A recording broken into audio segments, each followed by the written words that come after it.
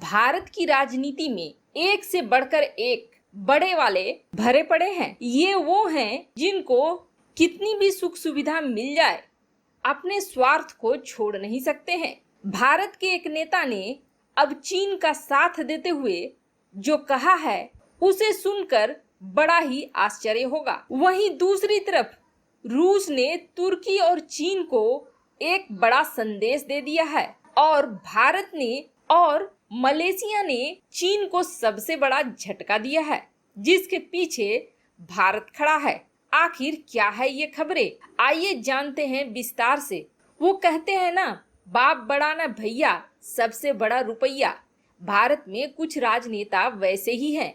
अपने श्रीनगर से सांसद रहे फारूक अब्दुल्ला एक ऐसा बयान दे रहे हैं जिससे न सिर्फ उनकी खुद की छवि खराब हो रही है, बल्कि यह भी दिख रहा है कि उनके मन में आखिर क्या चल रहा है। फारूक अब्दुल्ला का मानना है कि चीन जो सीमा पर यह सब कर रहा है वह 370 की वजह से कर रहा है और चीन की ही मदद से वापस जम्मू कश्मीर में 370 आ पाएगा।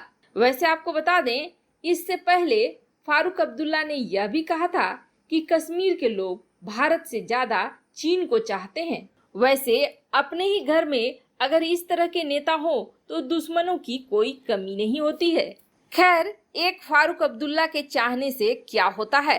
भारत, अमेरिका, ऑस्ट्रेलिया, जापान ये अब उस सिद्धांत पर काम कर रहे हैं जिस सिद्धांत के तहत यूएसएसआर को यानी कि सोवियत संघ को तोड़ा गया था।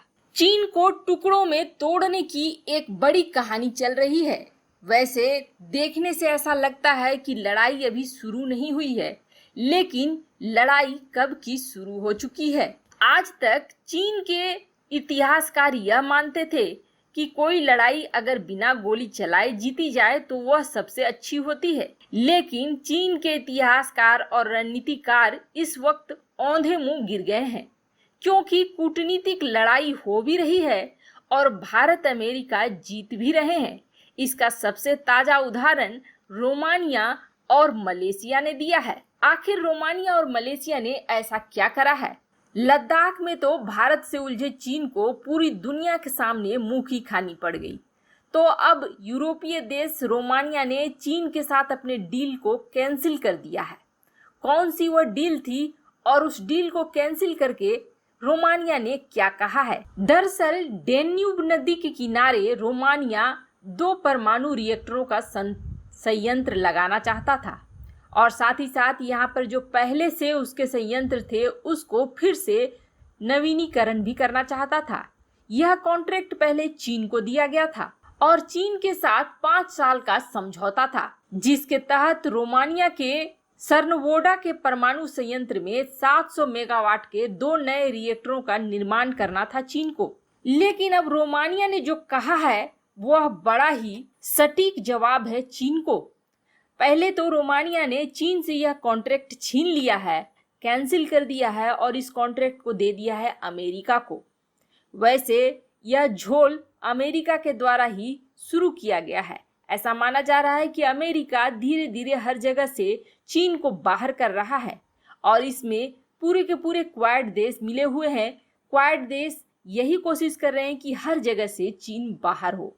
रोमानिया से बाहर करने के बाद अमेरिका ने उस कॉन्ट्रैक्ट को खुद ले लिया, लेकिन रोमानिया यही नहीं रुका। रोमानिया ने अपने बयान में यह कहा कि चीन पर यकीन नहीं किया जा सकता है। चीन की किसी भी कंपनी पर यकीन करना सबसे बड़ी मूर्खता होगी, क्योंकि चीन की यह कंपनियां हमेशा से धोखा देती आई हैं। इसलिए हमारी सरकार ने यह फैसला लिया है कि चीन के कंपनियों के साथ हम व्यापार नहीं करेंगे। वैसे रोमानिया द्वारा दिया गया ये झटका कम था तो एक बड़ा झटका दे दिया है मलेशिया जैसे देश ने। दरअसल दक्षिण चीन सागर में प्रभुत्व कायम करने के लिए चीन बहुत ही दादागिरी दिखाता है, जिसकी वजह से वह इन क्षेत्रों में अपने मछली पकड़ने वाले जहाजों को उतार देता है और उसके मछली पकड़ने वाले जहाजों को उसके कोस्ट गार्ड सुरक्षा प्रदान करते हैं, जिससे छोटे छोटे देश जिनका कभी दक्षिण चीन सागर में प्रभुत्व हुआ करता था वो डरते हैं और उनकी नावों को जब्त नहीं कर पाते थे। साथ ही साथ चीन इन क्षेत्रों का पूरी तरीके से फायदा उठाता था। दक्षिण चीन सागर खनिज संपदा के मामले में बहुत ही ज्यादा धनी है। इसका अंदाजा आप ऐसे लगा सकते हैं कि चीन की पूरी अर्थव्यवस्था दुगनी कर दी जाए, उस कीमत की खनिज दक्षिण चीन सागर के समुद्री इलाके से मिलेगी। ऐसे में चीन जैसा देश तो जो पहले से ही लालची है, कूद ही पड़ेगा, और यही काम वह कर रहा था। लेकिन अब मलेशिया ने बड़ी हिम्मत दिखाई है। आखिर मलेशिया के पास इतनी हिम्मत क्यों आई, कैसे आई और कैसे वो चीन को दबा सकता था? आखिर इतना बड़ा फैसला कैसे ले लिया मलेशिया ने, जानेंगे। लेकिन पहले ये जानें कि आखिर क्या फैसला लिया है मलेशिया ने। मलेशिया ने चीन की मछली पकड़ने वाली 6 नावों को जब्त कर लिया, जिसमें 6 कैप्टन और 54 क्रू मेंबर्स हैं, यानी कि करीब 60 चीनी नागरिक इस वक्त मलेशिया के हिरासत में है। मलेशिया की मरीन एजेंसी ने यह बड़ी कार्रवाई की है और इसे माना जा रहा है कि मलेशिया ने दक्षिण चीन सागर में चीन को बड़ी चुनौती दे दी है। और इतना ही नहीं, इनको हिरासत में लेने के बाद मलेशिया ने यह शर्त रख दी है कि अगर इन लोगों को वापस लेना है तो हर एक पर 17 लाख का जुर्माना लगेगा। उसके बाद ही आप इसे ले जा सकते हैं। लेकिन जो बोट हमने कब्जे में ली है वो हम वापस लौटाने वाले नहीं हैं। चीन के लिए इतनी बड़ी बेइज्जती किसी देश ने नहीं की होगी। वैसे अब बात यह आती है कि मलेशिया के पास इतनी ताकत कहां से आ गई कि उसने चीन से पंगे ले लिए।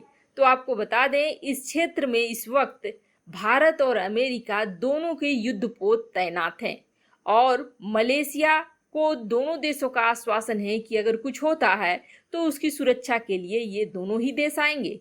यही वजह है कि मलेशिया ने इतना बड़ा कारनामा कर दिखाया है।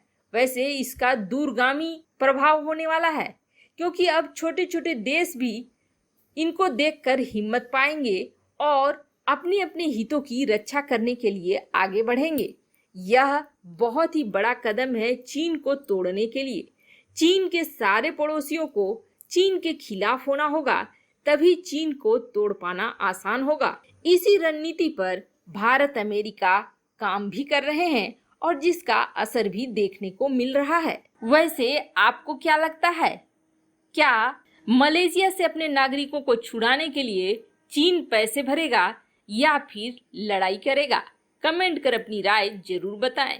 जल्द मिलते हैं अगले वीडियो में नई न्यूज के साथ।